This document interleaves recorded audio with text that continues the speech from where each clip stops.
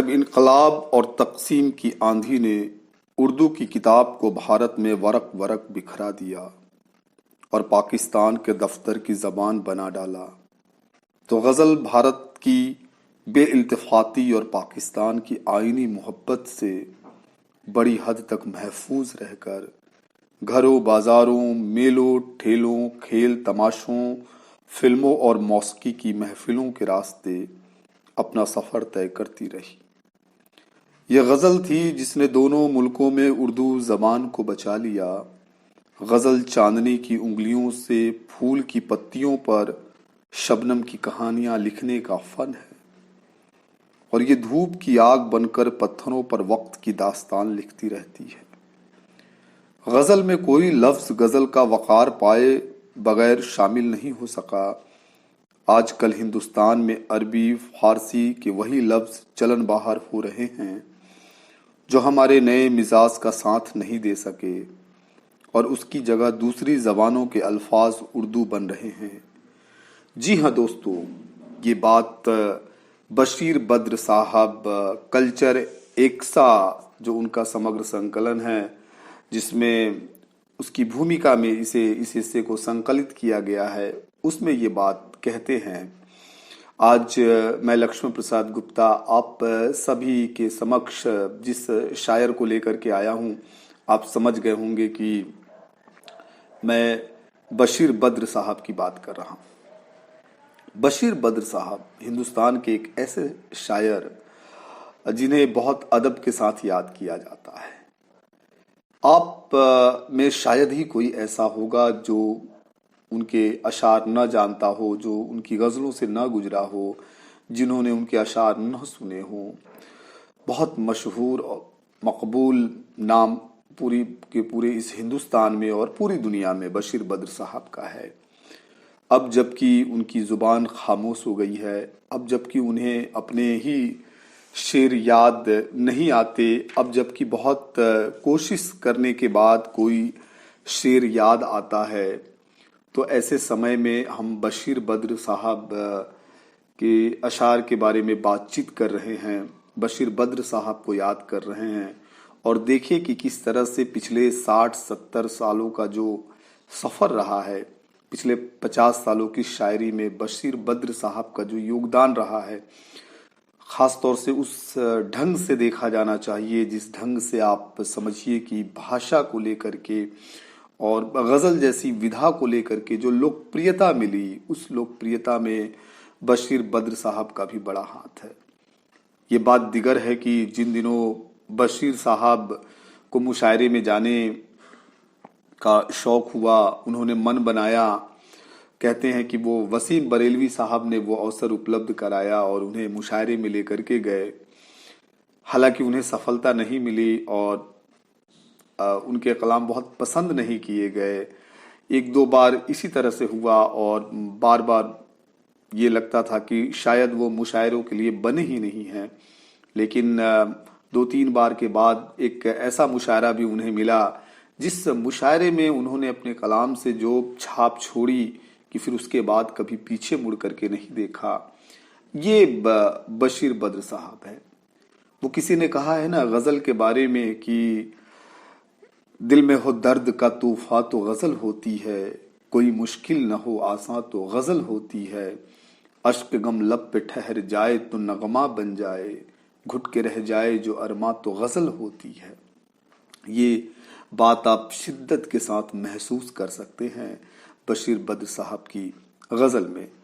बशीर बद्र साहब के इतने सारे शेर हैं कि मैं क्या आपके सामने रखूं और क्या न रखूं, ये मेरी मुश्किल है। वो शेर जो बहुत चर्चित हुआ था कि कुछ तो मजबूरियां रही होंगी, यूं कोई बेवफा नहीं होता। बशीर साहब की शायरी का एक अलग ही लहजा है, एक अलग ही ढंग है। अब जबकि हम लॉकडाउन की स्थिति में हैं, अपने अपने घरों में कैद हैं, तो बशीर साहब का वो शेर बहुत याद आता है कि यूं ही बेसबब न फिरा करो, कोई शाम घर भी रहा करो। वह गज़ल की सच्ची किताब है, उसे चुप के पढ़ा करो। कोई हाथ भी न मिलाएगा जो गले मिलोगे तपाक से, ये नए मिजाज का शहर है, जरा फासले से मिला करो। जी हाँ, जरा फासले से मिला करो, ये बशीर साहब का कहना था। और बशीर साहब ने एक जगह एक मिसरा उन्होंने जो कहा वो ये भी कहा कि अ, कि जो गले नहीं मिलता तो हाथ भी न मिला। लेकिन वही शायर गुजरते वक्त के साथ, बदलते समय के साथ कहता है कि ये नए मिजाज का शहर है, जरा फासले से मिला करो। बशीर साहब के कुछ और शेर हैं जो मुझे बहुत पसंद है कि दुश्मनी का सफर एक कदम दो कदम, तुम भी थक जाओगे हम भी थक जाएंगे, और नाम पानी पे लिखने से क्या फायदा, लिखते लिखते तेरे हाथ थक जाएंगे, और दिन में परियों की कोई कहानी न सुन, जंगलों में मुसाफिर भटक जाएंगे। उनका एक शेर और है जो बहुत ही असरदार लगता है मुझे कि खुदा हमको ऐसी खुदाई न दे कि अपने सिवा कुछ दिखाई न दे, और हंसो आज इतना कि इस शोर में सदा सिसकियों की सुनाई न दे। तो इस तरह के शेर लेकर के बशीर बद्र साहब ने जो रौनक बख्शी गजल को, और जो उसका लहजा पूरा का पूरा बदल डाला उन्होंने अपने दौर में। मैं आपसे कह भी रहा था कि निदा फाजली और बशीर बद्र साहब ने जो आसान लफ्ज दी गजल को, और जिसे बहुत ही लोकप्रिय बनाया लोगों में, वो आप कहीं और नहीं पाएंगे। वो ढूंढे बहुत मुश्किल है कि वो मिले फिर कहीं। तो ऐसे शायर बशीर बद्र हैं। उनके बहुत सारे ऐसे भी अशार हैं जो बहुत ही चर्चित है।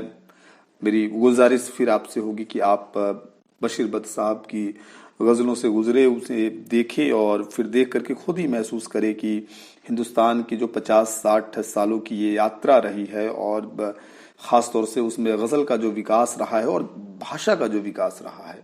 इसे कहते हैं ना, मैंने तो एक जगह कहा भी कि भाई अगर आप खड़ी बोली का मुकम्मल इतिहास तलाशना चाहते हैं तो आपको गजल के रास्ते से ही फूके जाना पड़ेगा।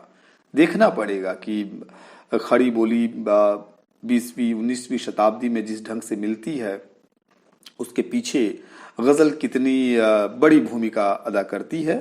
फिलहाल इस वक्त मैं एक मुकम्मल गजल आपको बशीर बद्र साहब की सुना रहा हूं, और जिसका मतलब है कि चमकते चांद सितारों को और क्या दोगे, चमकते चांद सितारों को और क्या दोगे, इन आईनों में कई बदलियां छुपा दोगे, समंदरों पे लहू ने कहानियां लिख दी, तुम इनको बर्फ के औराक में दबा दोगे।